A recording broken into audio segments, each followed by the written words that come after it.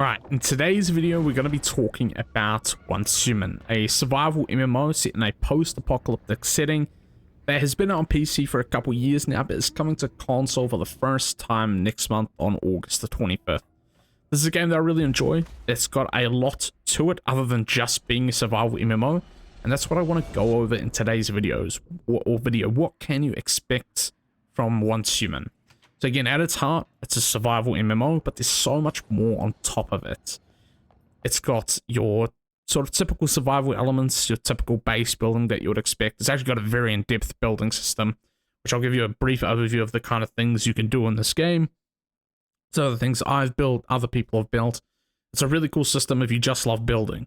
But that's just one part of it, right? There's this awesome open world with a very unique setting. It's post-apocalyptic, and it's sort of the lore behind it is there's this event called the Starfall that happened, and it created a particle called Stardust that sort of seeped into the world and started deviating things. It created deviations, and it sort of modified this world, and it became an apocalyptic setting. And it's hard, right? Things mutated, things changed, inanimate objects became inanimate objects, and things like that. It's really cool, and that brings us on to the next sort of core gameplay mechanic of Hunstmen, deviations.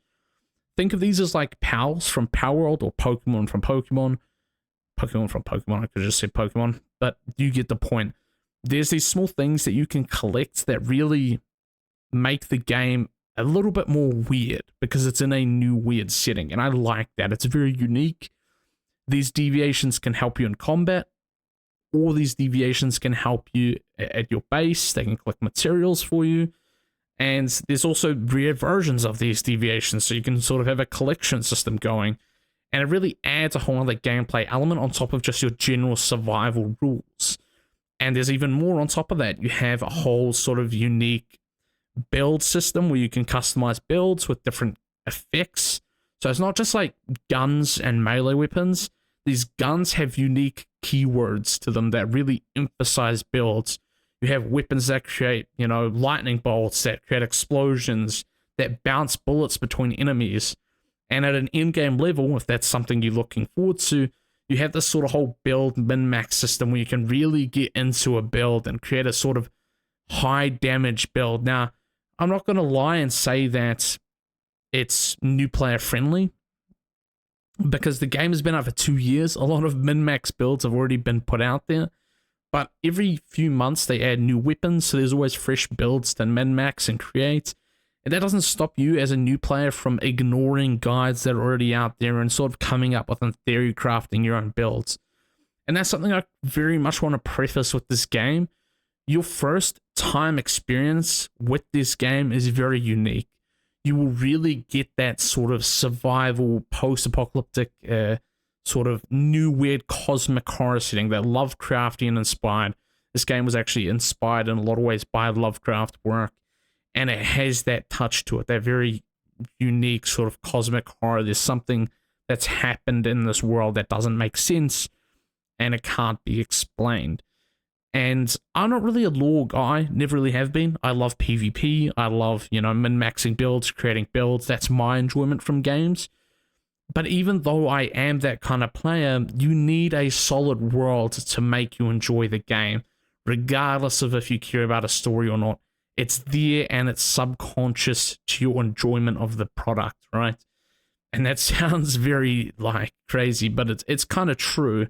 And I think this game really pulls you in just subtly on the side of, hey, this is a really cool world to be in and play and experience. And you get all these cool gameplay elements on top of it, your base building, your build crafting, your PvE content, PvP content, if you enjoy that sort of side of the game. And I do want to preface, PvP is fully optional. You have PvE servers and PvP servers, which leads us onto the whole server structure of Hunstmen.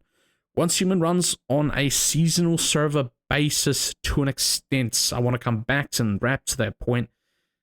The way the servers work is you have a character that will join a server, and the server will have a unique gameplay set of rules and even a unique map sometimes. This is called a scenario. Scenarios are basically game modes, is the easiest way to explain it. They have a unique map, a unique rule set, and they last a set duration of days. It's a seasonal server but you have core progression elements that are permanently bound to your account. I'm not going to over-explain what these elements are, but they're things like combat power through things like mods. You don't have to know what those are yet. Your deviations, those pals I was talking about, and other things, those are permanently bound with you. They will go with you through every seasonal server you experience and play through. The things that won't be directly available to you in subsequent scenarios or seasons is things like bullets or wood, materials, like materialistic small things that you can quickly get again, and your base. But you do have a base blueprint system, so you can save builds that you really like and easily set them up in future scenarios. But again, to add on to this, if you don't like that seasonal approach, this game has permanent servers. And again, if you're a PC player that's maybe watching this and you haven't played in a really, really long time, it does have permanent servers. Any server in the server browser that starts with a Y is a permanent server for that scenario type. And that jumps on to another point here, is your progression was also account wide.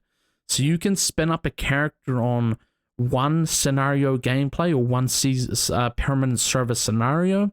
So let's say this has like a snowy map, right? Which is called the Way of Winter. But you also want to play the other scenario that has like maybe a grasslands map like Manibus. You don't have to know what that exactly is. Just say it's 2 maps. You spin up 2 characters, one on each of the permanent servers. Anything you earn, like a mod or a deviation on the one map, will be accessible to you on the other map in real time. You can literally log out and switch to that other character, and you'll instantly have that progression there available to you on that character. This is something that I actually do, and I assume many other PC players actually do at this point, is we just have a bunch of characters set up on all the different permanent servers, and we can flick back and forth between them when we want to do a certain activity.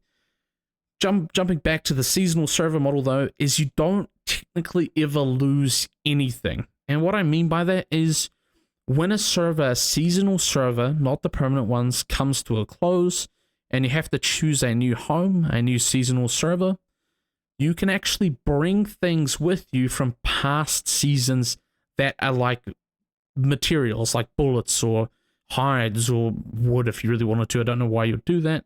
Again, you'll learn that when you play it for the first time. You can actually bring these things with you to a new server.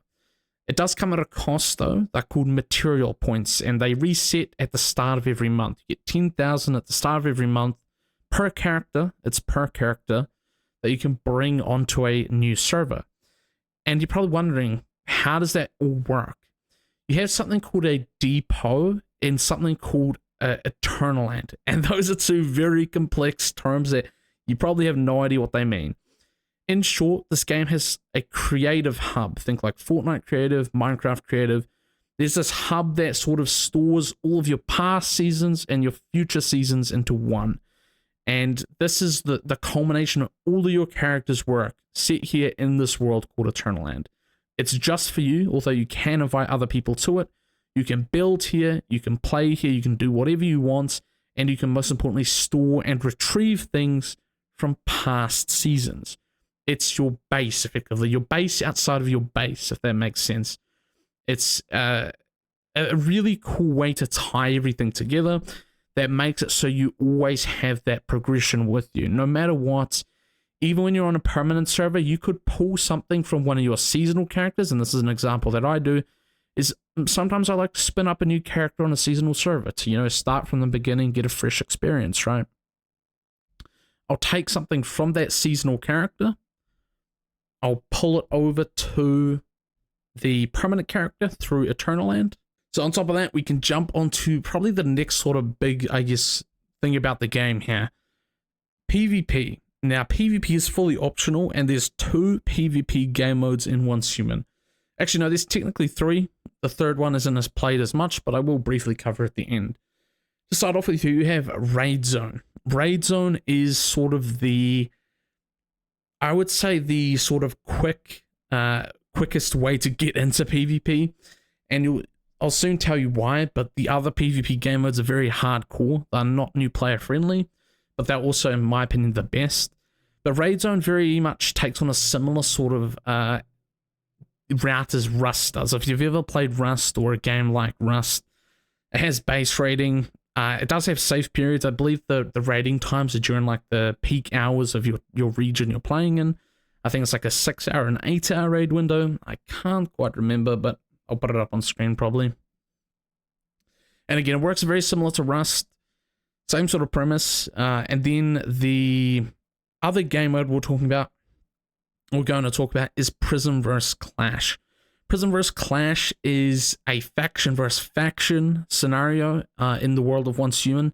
It's my favorite PvP scenario, but it basically takes two factions, the Mayflies and the Rosetta, the two in-lore factions in the game, and you basically have to capture deviations on your faction's side to score points, and your bases can be raided when you're capturing said deviations. It's my favorite take on the PvP scenarios, but it is the most hardcore because this one actually uses your character's progression from other servers, so your mods, your deviations, things like that you've worked, potentially at this point like me, years on. Some of these deviations have incredible stats that you've been grinding out, you've been working on progressing, that you bring into these PvP Prism Clash scenarios and are very strong. It's progression, it's MMO progression at the end of the day, and it's not a new player friendly scenario like Raid Zone. As Raid Zone is its in-house system. It only uses what you get in that scenario. You can't bring in anything from the outside, from that Eternal Land depot I was talking about. Raid Zone is self-contained. Prism Clash is open, fully open to everything your character has, which I like. I like that permanent progression, which is why I personally don't like Raid Zone as much. But definitely give both a try if you're a PvP player. See which one floats your boat more. There is Evolution's cool, which is a bit more of a PvE scenario with a few PvP elements in it. Personally, from my experience, it's not the most enjoyable. Alright, now we can jump onto the PvE game modes / scenarios, whatever you want to call them, in Once Human. To start off with, you've got Manibus. This is the first scenario the game will prompt you to play, and in my opinion, is probably my favorite anyways, is also the best way to get you to learn the fundamentals of the game. Also, if I didn't preface it, this game does actually have a storyline. Again, I'm not a lore guy. Go figures why I forgot to include it. It's not a bad storyline either, but it's also not the most crazy thing to expect from a survival MMO. It's there. It does its job. It's got a decent setting, a really good setting actually, which is why I love the game. It's also got really good lore tie-ins, like the notes you find, the things like that.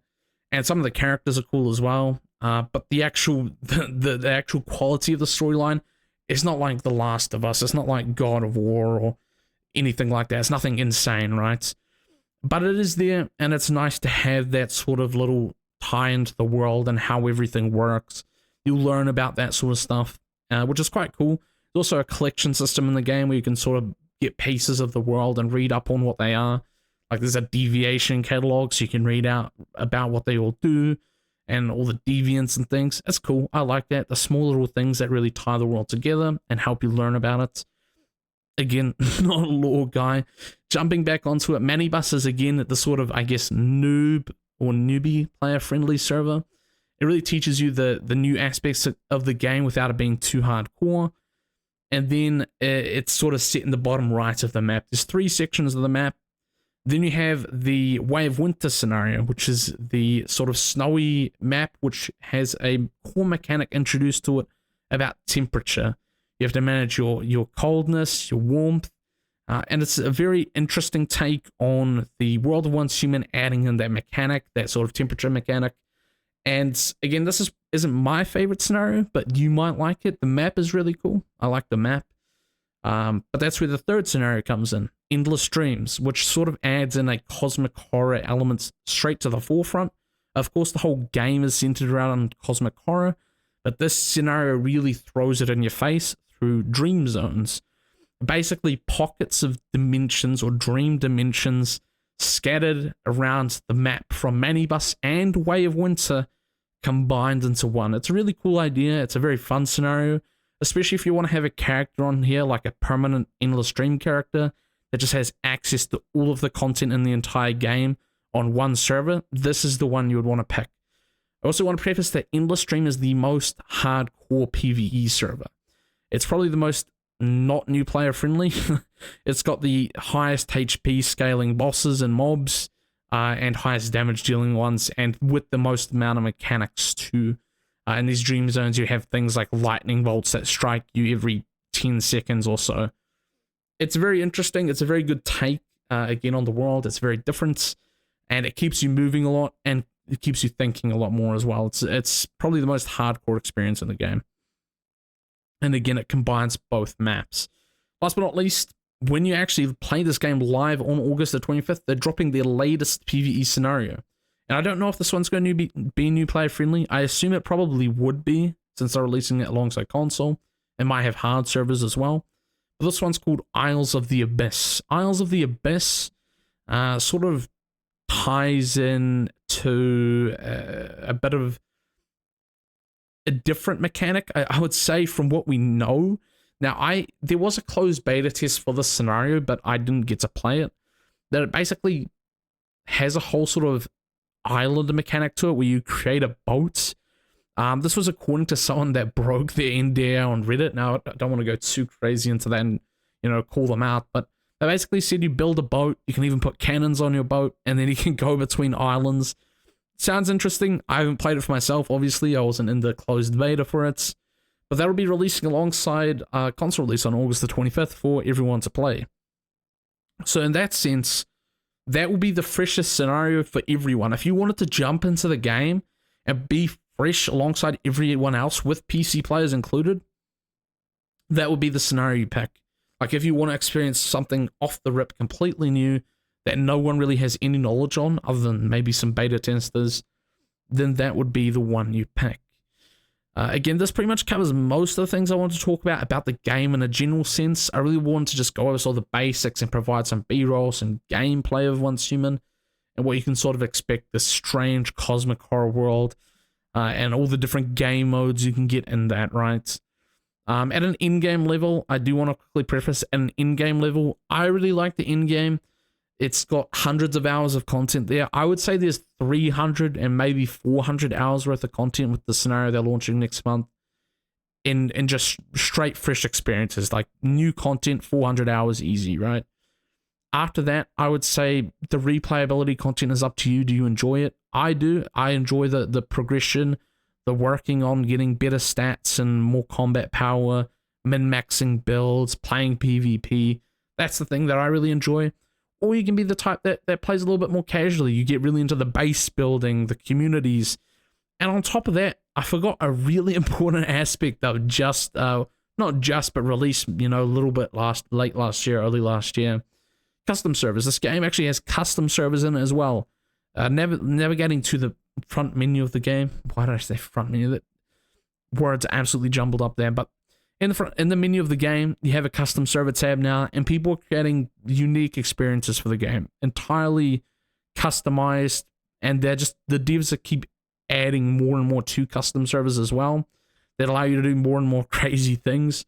You can fully edit the world and create a unique experience, from raids, mobs, health, attack, damage, speed, even. So you could create a hardcore server, which I might do. You can create a PvP server with unique rules. So that's on top of official servers. It's also a good way to play PvP with, out hackers if you're worried about that. There's some really good PvP servers out there that have, 24/7, I guess moderation to prevent hackers and shit, which is pretty cool. Again, that's pretty much all I want to talk about. General experience, what is Once Human? Great survival MMO. Highly recommend trying it. It's fucking free, man. It's literally free. Definitely give it a go. Anyways, I'll see you guys in the next video. Peace.